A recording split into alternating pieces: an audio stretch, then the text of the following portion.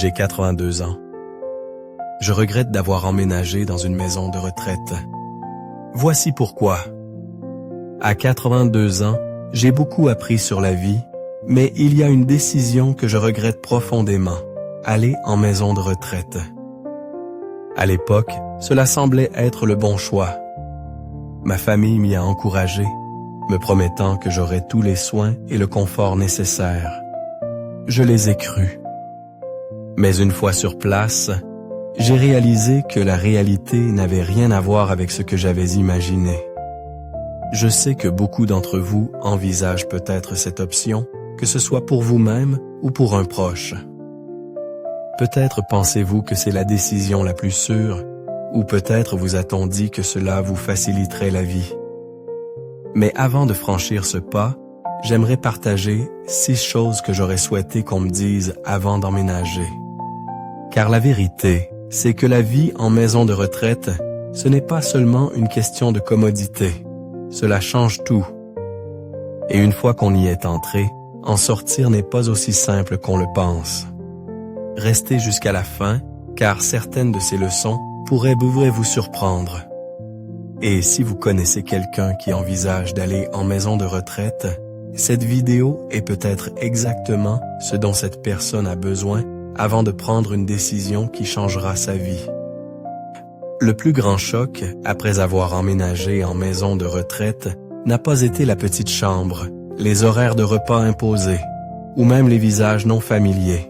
Ça a été la prise de conscience que j'avais perdu le contrôle de ma propre vie. Avant d'emménager, j'avais mes habitudes. Je décidais quand me lever, quand manger et comment organiser ma journée. Je pouvais aller me promener quand je le souhaitais, cuisiner mes propres repas ou simplement m'asseoir tranquillement dans mon fauteuil préféré avec un livre. Mais dans la maison de retraite, j'ai vite compris que je n'étais plus maître de mon temps. Tout suivait un emploi du temps qui n'était pas le mien. Le petit déjeuner était à heure fixe, même si je n'avais pas faim. L'extinction des lumières avait lieu à une certaine heure, que je sois prêt à me coucher ou non. Vouloir sortir se promener? Il fallait parfois demander la permission et probablement attendre que quelqu'un soit disponible pour vous accompagner. Des décisions simples, comme choisir quoi manger ou même quoi porter, ont commencé à ressembler à des privilèges plutôt qu'à des choix élémentaires. Je me souviens de ma première semaine là-bas, me réveillant dans un lit qui ne me semblait pas appartenir. Je me suis redressé, étiré, et j'ai tendu la main vers le livre que je lisais chez moi. Mais quand j'ai regardé autour de moi dans la chambre, j'ai compris. Ce n'était pas chez moi. Mes livres, mon fauteuil préféré, les petites choses réconfortantes que j'avais mis des années à accumuler avaient disparu. À la place, il y avait des murs nus, un lit que je n'avais pas choisi et un sentiment dont je ne pouvais me défaire. Je n'étais plus maître de ma propre vie. Le plus difficile, réaliser qu'une fois qu'on a renoncé à son indépendance, la retrouver est presque impossible. On s'adapte parce qu'il le faut. On arrête de discuter quand on vous dit ce qu'il y a au dîner. On arrête de demander si on peut aller se promener quand on veut. On apprend à s'intégrer à leur système, mais ce faisant, on commence à se perdre soi-même. Si vous envisagez d'aller en maison de retraite, demandez-vous, êtes-vous prêt à renoncer aux petites libertés qui font que votre vie est vôtre? Car une fois qu'elles ont disparu, elles vous manqueront plus que vous ne l'imaginez. L'une des réalités les plus difficiles quand on déménage en maison de retraite, c'est de réaliser que le monde extérieur continue sa course sans vous. Quand je suis arrivé au début, ma famille m'a assuré qu'ils viendraient me voir souvent. Je les ai crus. Et au commencement, ils l'ont fait. Ma fille venait une fois par semaine, mes petits-enfants venaient le week-end, et pendant un temps, j'avais l'impression d'avoir encore un lien avec ma vie d'avant. Mais au fil des mois, les visites se sont espacées. Ma fille a commencé à appeler plutôt que de venir. Mes petits-enfants étaient pris par l'école et le travail. Les fêtes étaient le plus difficile. Tout le monde promettait de venir, mais pour une raison ou une autre, les projets changeaient toujours à la dernière minute. Et soudain, je me retrouvais assis seul dans la salle commune, à regarder les autres résidents fixer la porte du regard, en espérant qu'aujourd'hui serait le jour où quelqu'un penserait à eux. Ce n'était pas que ma famille avait cessé de m'aimer. Simplement, la vie a suivi son cours. Quand on n'est pas là tous les jours, il est facile pour les autres de supposer qu'on va bien, qu'on s'adapte, qu'on n'a pas besoin d'autant d'attention. Mais la vérité, c'est que plus on reste longtemps en maison de retraite, plus il est facile pour les autres d'oublier à quel point on a encore besoin d'eux. Je me souviens d'un soir, assis dans ma chambre, tenant mon téléphone, hésitant à appeler mon fils. Je ne voulais pas être un fardeau. Je ne voulais pas lui rappeler que j'étais là, attendant une visite qui ne viendrait peut-être jamais. Alors j'ai reposé le téléphone. Et c'est là que j'ai compris, c'était ma vie, maintenant. Voir les jours passer, en espérant que quelqu'un penserait à m'inclure. Quand j'ai emménagé dans la maison de retraite, je pensais que je changeais simplement de lieu de vie. Je n'avais pas réalisé que je changeais aussi la raison pour laquelle je vivais. Chez moi, j'avais des responsabilités. J'avais des habitudes, des passe-temps et une raison de me lever le matin. Même les petites choses, arroser les plantes, faire mon propre café, ranger mon intérieur, me donnaient un but. Mais dans la maison de retraite, ces habitudes quotidiennes ont disparu. Les repas étaient préparés pour moi. Le ménage était fait par quelqu'un d'autre. Les plantes? Eh bien, je n'avais plus à m'en occuper. Au début, je me suis dit que ce serait agréable de pouvoir enfin me détendre. Fini les corvées, fini les responsabilités, juste le repos. Mais après quelques semaines, j'ai réalisé que quelque chose me manquait. Les journées semblaient longues, interminables, à ne rien faire d'autre qu'attendre. Je l'ai vu aussi chez d'autres résidents. Des personnes qui débordaient autrefois d'énergie passaient désormais leurs journées assises, le regard vide, à attendre que le temps passe. Il y avait un homme nommé Georges, 84 ans, qui avait été menuisier toute sa vie. Chez lui, il passait son temps à réparer des choses, à bricoler dans son garage. Mais ici, il n'y avait pas d'outils, pas de projet, rien à créer pour lui. J'ai observé comment il se repliait lentement sur lui-même, ses mains, autrefois fortes et habiles, désormais oisives sur ses genoux. « Je me sens inutile », m'a-t-il dit un jour. Et je savais exactement ce qu'il ressentait. Quand on n'a plus quelque chose dont s'occuper, un objectif à atteindre, la vie commence à perdre son sens. L'esprit ralentit. Le corps suit. Et bientôt, on commence à se sentir comme un résident parmi d'autres, dans un lieu où le temps passe, mais où rien ne change réellement. Si vous envisagez d'aller en maison de retraite, demandez-vous, qu'est-ce qui donne un sens à votre vie? Car une fois qu'on y est, retrouver un but n'est pas aussi simple qu'occuper son temps. Il s'agit de lutter pour préserver ce qui vous fait vous sentir vivant. Avant d'emménager en maison de retraite, j'allais bien pour mon âge. Je ne courais pas de marathon, mais je pouvais encore m'occuper de moi, aller me promener et cuisiner mes propres repas. J'avais mes petites habitudes qui m'entretenaient. Faire les courses, m'étirer le matin, même simplement marcher chez moi pour maintenir mes jambes en forme. Mais une fois que j'ai emménagé, tout a changé. Au début, j'avais l'impression de simplement lever le pied. Les repas m'étaient apportés et je n'avais plus besoin de rester debout en cuisine pour préparer à manger.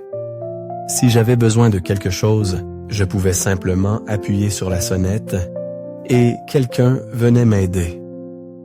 Mais ce que je n'avais pas réalisé, c'est que moins j'en faisais par moi-même, plus je m'affaiblissais. J'ai cessé de bouger autant et bientôt mes jambes sont devenues plus raides. Je restais assis plus souvent qu'avant, et sans m'en rendre compte, me lever d'une chaise est devenu une corvée. Les muscles que j'avais mis des années à entretenir fondaient plus vite que je ne l'aurais cru. Et cela ne concernait pas que moi. Je l'ai vu arriver à d'autres aussi. Si. Des personnes qui étaient arrivées en marchant dépendaient soudainement de fauteuils roulants. Des personnes autrefois autonomes avaient désormais besoin d'aide pour des choses qu'elles faisaient sans peine auparavant. Plus on nous aidait, plus nous semblions en avoir besoin. Je me souviens de ma voisine, Alice, une femme de 81 ans pleine de vie à son arrivée. Elle faisait ses promenades quotidiennes dans l'établissement, répétant qu'elle n'allait pas ralentir simplement à cause de son âge. Mais après quelques mois, j'ai remarqué qu'elle ne marchait plus autant. Puis, elle a commencé à utiliser un déambulateur, puis un fauteuil roulant. Un jour, elle m'a regardé et a dit « Je ne sais pas quand c'est arrivé, mais j'ai l'impression d'avoir vieilli de 10 ans en seulement quelques mois. » Et c'est exactement l'impression que ça donnait. Quand on cesse d'utiliser son corps, on commence à le perdre. Et dans une maison de retraite, où tout est conçu pour faciliter les choses, il est facile d'oublier que le mouvement n'est pas seulement une question de commodité, c'est une question de survie. Si j'avais su à quelle vitesse je perdrais mes forces, je me serais battu davantage pour continuer à bouger, pour rester actif, pour me forcer même quand je n'en avais pas envie. L'une des choses que je n'avais pas pleinement mesurées avant d'emménager en maison de retraite, c'était l'ampleur de la perte d'intimité. Chez moi, j'avais mon espace à moi.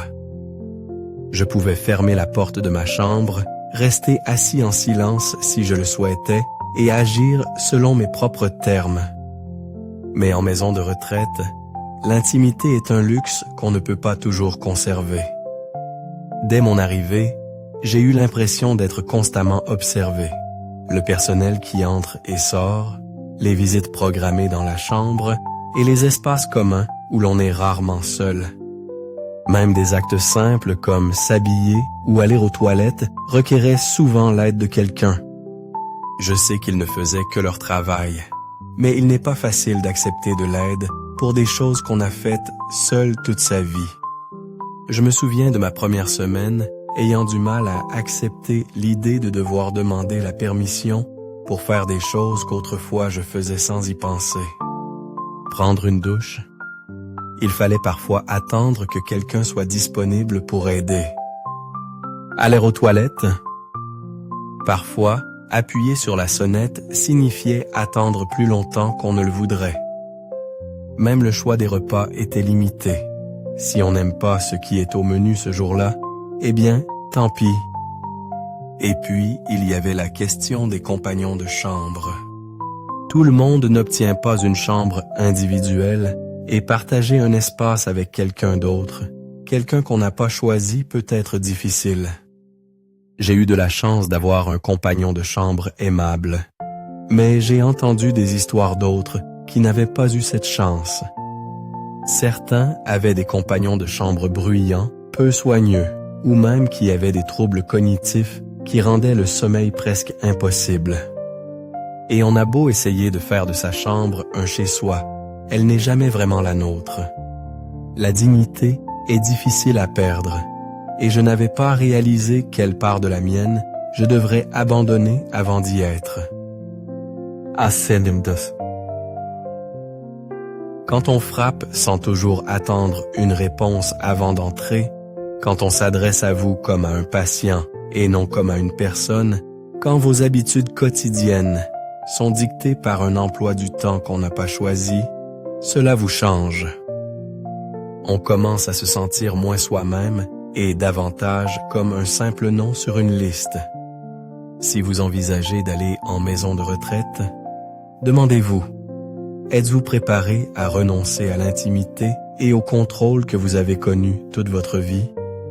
Car une fois qu'on les a perdus, il est difficile de les retrouver. Quand j'ai emménagé dans la maison de retraite, je me suis dit que c'était temporaire. Je pensais essayer, voir comment ça se passerait, et si cela ne me plaisait pas, je pourrais toujours partir. Mais ce que je n'avais pas réalisé, c'est à quel point il serait difficile d'en sortir une fois installé. Au début, cela semblait simple. Si ça ne me plaisait pas, je retournerais simplement chez moi. Mais mon chez-moi n'était plus le même. Ma maison restait vide et l'entretenir à distance devenait difficile. Mes enfants avaient déjà commencé à faire des changements, vendant des affaires dont ils pensaient que je n'aurais plus besoin, envisageant même de louer la maison. Quand j'ai évoqué l'idée de revenir, ils ont hésité. « Es-tu sûr de pouvoir te débrouiller seul? Ne serait-ce pas plus prudent de rester? Nous voulons simplement ce qui est le mieux pour toi. » Et puis, il y a eu la question du déclin physique. Après des mois passés dans un lieu où je n'avais plus besoin de cuisiner, de faire le ménage, ni même de marcher beaucoup, je n'étais plus aussi vigoureux qu'avant. L'autonomie que j'avais autrefois commençait à m'échapper, rendant l'idée de rentrer chez moi plus difficile que je ne l'aurais jamais imaginé. Je n'étais plus aussi sûr de ma capacité à vivre seul et cette peur me paralysait. J'ai rencontré d'autres personnes qui avaient vécu la même chose. Elles pensaient essayer la maison de retraite pour quelque temps pour finir par réaliser que partir n'était pas aussi simple qu'elles l'avaient cru. Plus on reste longtemps, plus il devient difficile de se réadapter à la vie extérieure. Certaines personnes ont même perdu complètement cette option. Une fois leur maison vendue, ou leurs économies absorbées par le coût des soins, il n'y avait plus de retour possible. C'est que personne ne vous dit. Emménager semble être une décision réversible, mais pour la plupart des gens, ça ne l'est pas. La maison de retraite devient peu à peu votre seul univers, et avant qu'on s'en rende compte, la vie extérieure qu'on a connue commence à ressembler à un lointain souvenir. Avec le recul, je ne regrette pas de vieillir, mais je regrette d'avoir cru qu'une maison de retraite était ma seule option. Je suis entré en m'attendant à trouver confort, sécurité et une meilleure qualité de vie. Ce que j'ai trouvé à la place, c'est un monde qui m'a lentement dépouillé de mon indépendance, de mon intimité, de mon but et même de mon identité. Cela signifie-t-il que les maisons de retraite sont une mauvaise chose en soi? Pas nécessairement. Certaines personnes ont réellement besoin du niveau de soins qu'elles offrent. Mais avant de prendre cette décision, réfléchissez bien à ce à quoi vous renoncez. Car une fois qu'on y est, la vie ne sera plus jamais la même. Si c'était à refaire, je me serais battu davantage pour rester chez moi. J'aurais exploré davantage de solutions pour obtenir de l'aide sans renoncer à ma liberté. Et j'aurais vérifié que j'avais réellement besoin d'y être avant de faire un pas aussi définitif. Et si vous êtes confronté à cette décision, j'espère que vous prendrez le temps de vous demander: est-ce vraiment ce qui est le mieux pour moi, ou est-ce que simplement ce qui semble le plus simple sur le moment? Parce que la vie que vous avez aujourd'hui, vos habitudes, votre indépendance, vos choix, méritent d'être préservés aussi longtemps que possible. Merci de nous avoir rejoints aujourd'hui. Nous aimerions avoir votre rêve. Laissez un commentaire ci-dessous et partagez une chose que vous avez apprise aujourd'hui et comment vous comptez l'utiliser dans votre vie. Vos réflexions sont importantes pour nous, alors n'hésitez pas à les partager. Lire vos commentaires nous motive et nous encourage grandement. Si vous avez apprécié cette vidéo et l'avez trouvée utile, merci de liker, de vous abonner et de la partager.